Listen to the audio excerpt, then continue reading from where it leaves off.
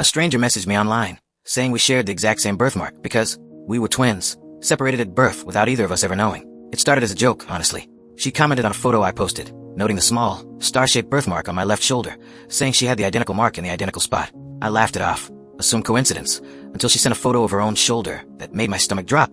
Identical. Not similar. Identical. Down to the exact shape and placement. We started talking daily, comparing everything we could think of. Same rare blood type.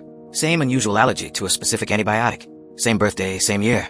Though she'd grown up 4 states away from where I had. Neither of our adoptive families had ever mentioned twin. I confronted my parents, gently at first, then more directly when their answers felt evasive. My mother finally broke down and told me the truth after nearly 30 years of silence. I'd been adopted through a private agency that, unbeknownst to my parents at the time, routinely split twin sets between 2 different adoptive families without disclosure, believing at the time it improved each child's individual chances of a stable, undivided home. It was a practice quietly used in a handful of private adoptions decades ago, since discontinued, but never retroactively corrected for families like ours who'd already been separated. My parents had no idea a twin even existed. They'd been told, falsely, that I was an only birth child relinquished alone. We arranged to meet in person for the first time 3 weeks later, at a coffee shop that felt like the safest neutral ground either of us could think of. Here's the twist that neither of us expected walking into that coffee shop.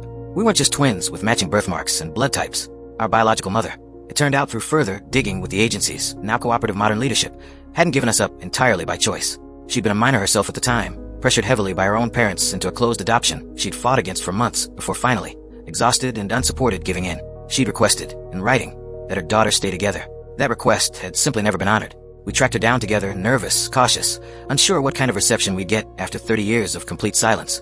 She broke down completely when we showed up at her door, twins standing side by side for the first time since infancy. She'd spent 3 decades wondering, grieving a decision she never actually wanted, never knowing whether either of us had even survived childhood safely, let alone found each other. The 3 of us spent that entire first weekend together, barely sleeping, filling in 30 years of gaps in a matter of hours. My twin and I talk every single day now.